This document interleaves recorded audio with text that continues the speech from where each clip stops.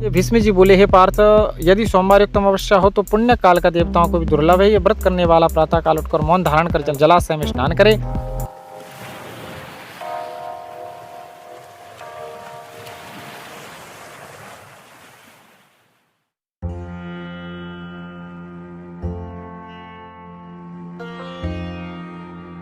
सोमवती अमावस्या व्रत कथा।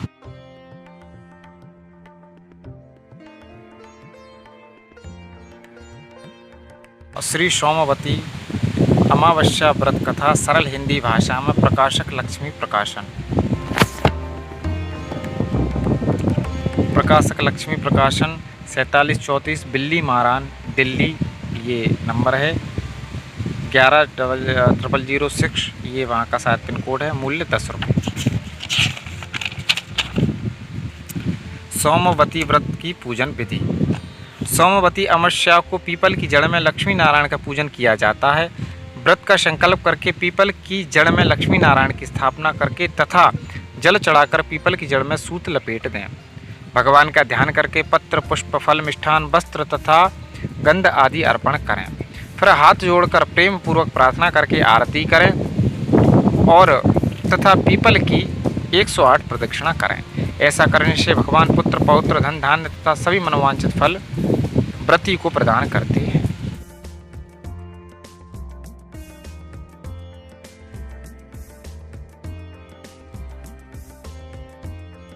सोमवती अमावस्या व्रत कथा प्रारंभ। सूत जी बोले कि सरशैया पर पड़े हुए भीष्म पितामह जी के समीप जाकर धर्मात्मा युधिष्ठिर प्रणाम करके हितकारी वचन बोले। युधिष्ठिर बोले कि भीमसेन के कोप से मुख्य दुर्योधन इत्यादि कौरव मारे गए और अब सब राजाओं को युद्ध में अर्जुन ने मार डाला।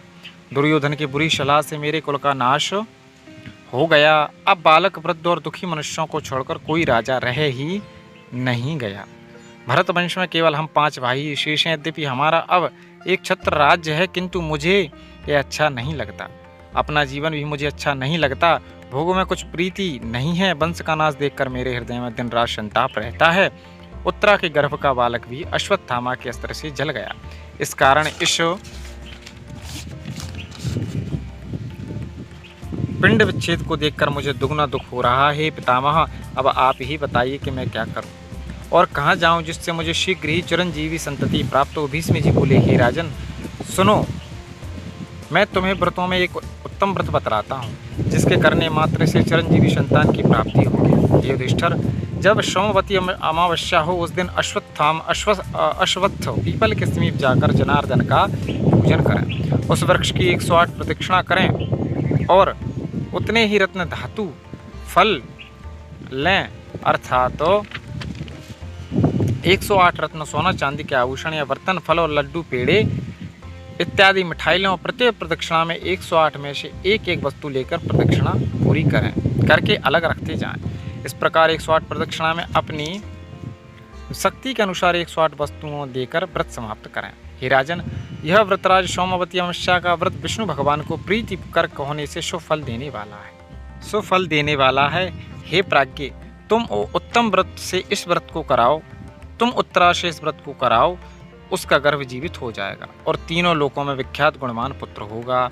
पितामह के वचन सुनकर युधिष्ठिर पुनः बोले कि उस व्रतराज को विस्तार के साथ कहिए।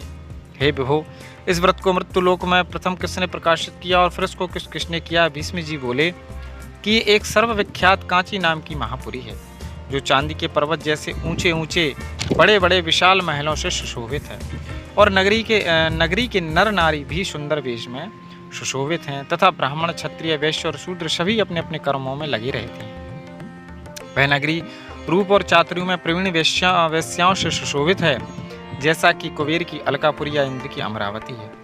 अग्नि की अत्यंत तेजोवती महापुरी के समान वह नगरी रत्नों से भरपूर है।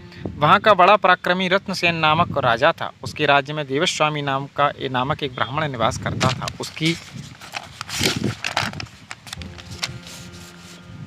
रूप लावण्य धनवती नाम की सुंदर स्त्री थी। उस लक्ष्मी स्वरूपा स्त्री का जैसा नाम था वैसा ही उसमें गुण भी था तथा उसके 7 गुणवान पुत्र थे। हे राजन, उसके गुणवती नाम की एक सुंदर कन्या भी थी। वे 7 पुत्र अपनी अपनी स्त्रियों के साथ सुखपूर्वक विहार करते थे, किंतु कन्या भी अपने तुल्य पति की चाहना कर रही थी। इसी बीच में कोई ब्राह्मण भिक्षा के लिए उपस्थित हुआ।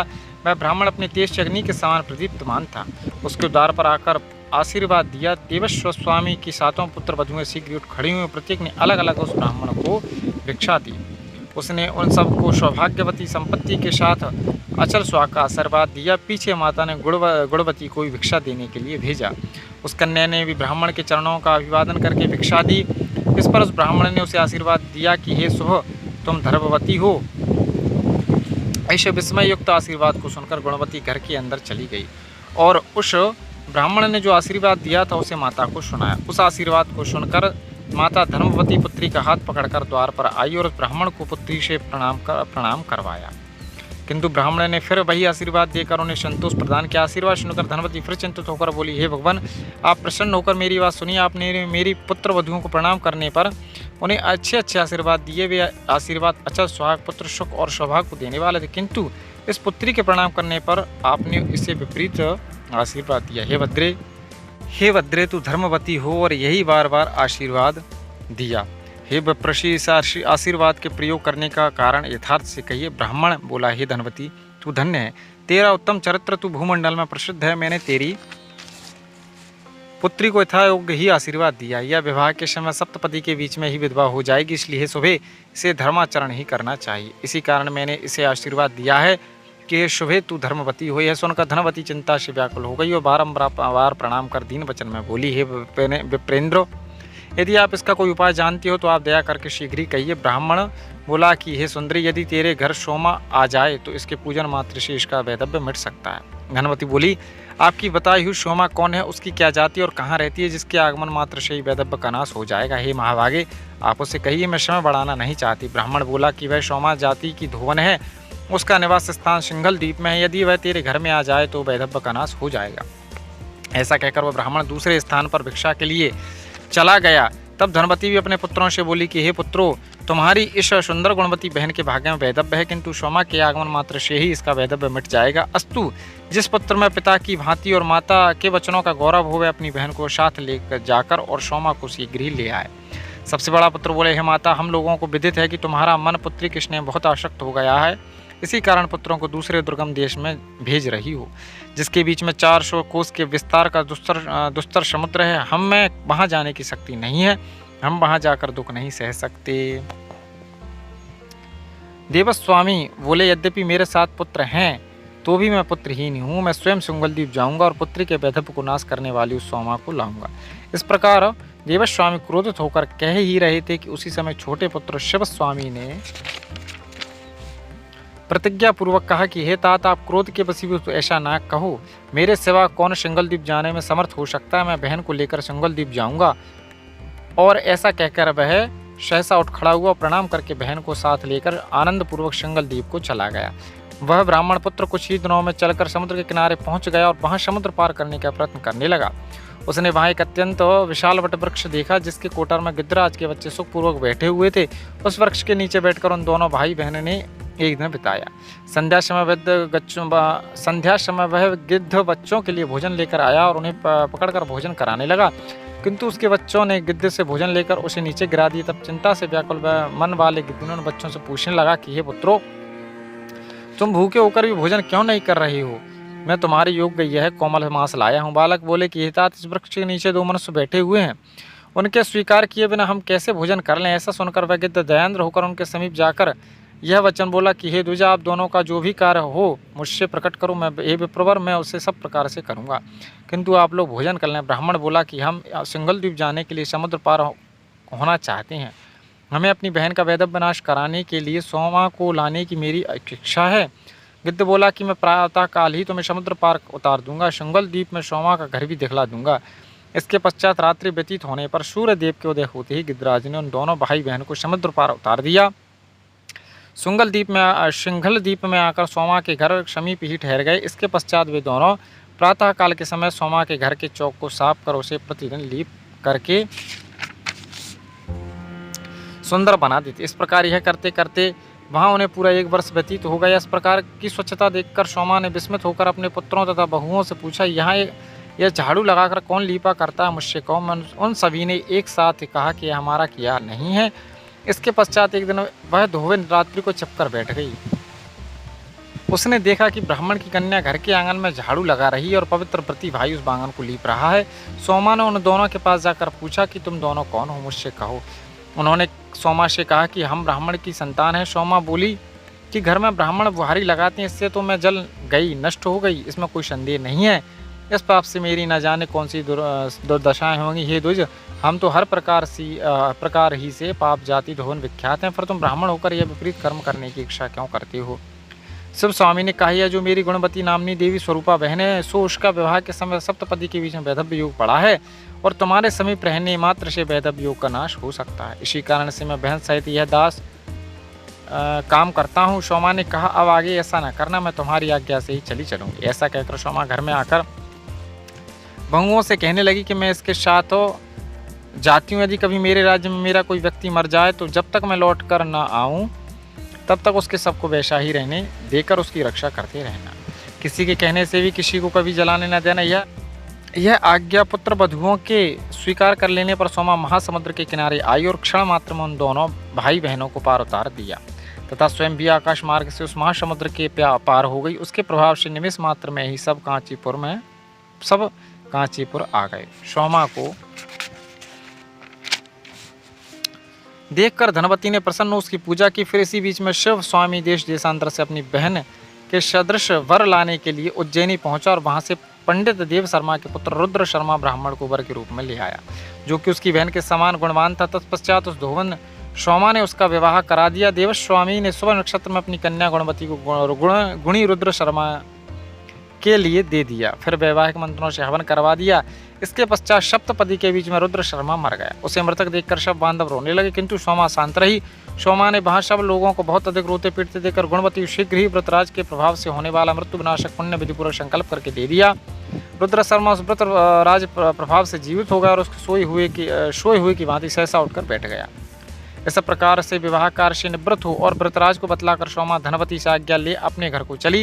इस प्रकार व्रत पूर्ण कामा सोमा धोवन मृत ब्राह्मण को जीवित करके प्रसन्नता से भरी हुई अपने घर को चली गई। इसी बीच सोमा के घर में पहले उसके लड़के मरे, फिर उसका स्वामी मरा और फिर उसका जमाता भी मर गया। मार्ग में आते हुए इस समय मृतकों की जलाने वाली सोमवार युक्त अमावस्या तिथि भी आ पड़ी। उस दिन सोमा ने जल के समीप एक बूढ़ी स्त्री को देखा, जो कि रुई के बोझ से दबी हुई अत्यंत रो रही थी। वृद्धा बोली कि हे पुत्री, मेरे सिर पर जो रुई का बोझ है उसे तू उतार दे, मैं इसके भार से अत्यंत दुखित होकर रो रही हूँ। सोमा बोली, हे माता, आज सोमवार युक्त अमावस्या तिथि, आज मैं रुई इत्यादि को स्पर्श नहीं करूंगी, या मैंने नियम कर लिया। फिर उसने मूल के भार से युक्त उस स्त्री को देखा। उसने भी कहा, हे पुत्री, इस मूल का बड़ा भारी बोझ है, इसे उतार कर तनिक ठहर जाने दे, फिर मैं भी तेरे साथ चलूंगी। सोमा बोली कि आज मैं तूल और मूल को कदापि नहीं छू सकती। इसके पश्चात नदी के किनारे स्थित एक सुंदर पीपल के वृक्ष में जाकर उस महाभाग ने स्नान किया। विष्णु की पूजा करके शक्कर लेकर 108 प्रदक्षिणा की। भीष्म जी बोले कि जब उसने हाथ में शक्कर लेकर 108 प्रदक्षिणा पूरी की, तभी उसके जामाता, पति और पुत्र सभी जीवित हो गए। वह नगर लक्ष्मी से व्याप्त हो गया, विशेषकर उसका घर धन दान से अधिक परिपूर्ण हुआ। अब वह महाभागा सोमा अपने घर आई। उसने अपने पति, पुत्र व जामाता को जीवित देखा। वह यह सब कुछ जानती ही थी, अस्तु उन सबको पाकर संकल्पित हो गई। सभी बहुएं तपस्विनी को प्रणाम करके पूछने लगी। बहुएं बोली, हे देवी, तुम्हारे पति, जामाता और पुत्र आदि इत्यादि बांधव जो मर गए थे, वे कैसे जीवित हो गए और रुई व मूल को स्पर्श नहीं किया, और कैसे वह मृत्यु को प्राप्त हुए थे, यह सब कहो। सोमा बोली, मैंने गुणवती को व्रतराज का पुण्य दे दिया था, उसी के फल से जीपति व जामाता और पुत्र मृतक हुए थे। हे बंधुओं, मैंने न तूल ही छुआ, ना ही मूल को स्पर्श किया, और पीपल के नीचे विष्णु भगवान की पूजा करके प्रदक्षिणा की। वहाँ मैंने शक्कर तथा हाथ में लेकर 108 प्रदक्षिणाएं की। उसी के प्रभाव से पति, जामाता और पुत्र जीवित हो गए। तुम सब भी आज इस व्रतराज को विधिपूर्वक करो। इससे कभी वैधव्य न होगा, बल्कि सदैव सौभाग्यवती ही रहेगा, तो सदा सौभाग्य ही रहेगा। यह कर सोमा ने व्रतराज को अपने बंधुओं से कराया, और इस प्रकार पुत्रों के सहित उसने बहुत से बहुओं को भोगा, और सब परिवार के सहित वह विष्णुलोक को गई। भीष्म जी बोले, हे पार्थो, मैंने यह व्रत तुझको विस्तार से सुना दिया। युधिष्ठिर बोले, व्रतराज का महात्मा और विधि क्या है? हे पितामह, इस व्रत को स्त्री या पुरुष किसने करना चाहिए, यह भी विस्तार से बताइए। कहिए। भीष्म जी बोले, हे पार्थ, यदि सोमवार युक्त अमावस्या हो तो पुण्य काल का देवताओं को भी दुर्लभ है। ये व्रत करने वाला प्रातः काल उठकर मौन धारण कर जलाशय में स्नान करे।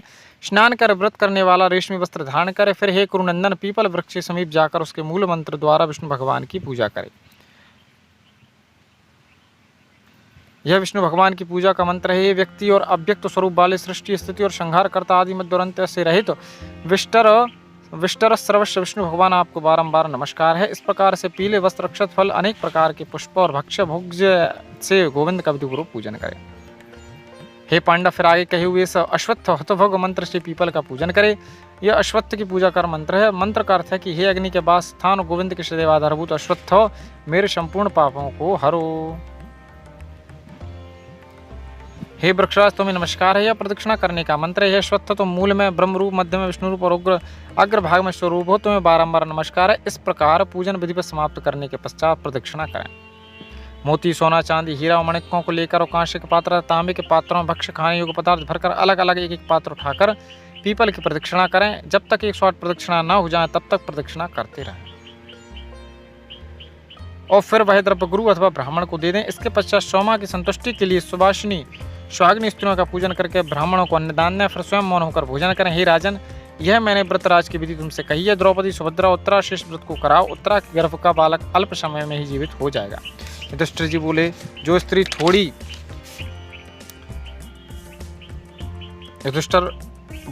स्त्री थोड़ी संपत्ति वाली हो वह बिना स्वर्ण के क्या करे? वह व्रतराज का पूर्ण फल कैसे प्राप्त कर सकती है? सो कहिए। भीष्म जी बोले, हे पांडव, फल, फूल, भक्ष्य पदार्थ, लड्डू, पेड़ा इत्यादि और वस्त्र आदि के द्वारा प्रदक्षिणा करने से भी पूर्ण फल की प्राप्ति होगी। हे नरेंद्रो, विष्णु भगवान के इस व्रत के प्रभाव को तुमने ध्यानपूर्वक सुना है। पति, पुत्र, धन और बहुत परिवार की इच्छा वाली स्त्री को इसे शीघ्र ही करना चाहिए। यह कोई आश्चर्यचकित बात नहीं है। सोमवती अमावस्या व्रत कथा संपूर्ण। मित्रों, ये व्रत कथा थी। ये उद्यापन विधि है। वीडियो थोड़ी लंबी हो जाएगी, इसलिए इसके पार्ट 2 में यानी भाग 2 में मैं उद्यापन विधि पढ़ के सुनाऊंगा और भगवान की आरती भी पढ़ के सुनाऊंगा। ये थोड़ी वीडियो लंबी हो गई है, इसलिए यहाँ पर हम इस वीडियो को समाप्त करते हैं। सोमवती अमावस्या व्रत कथा संपूर्ण। नमस्कार।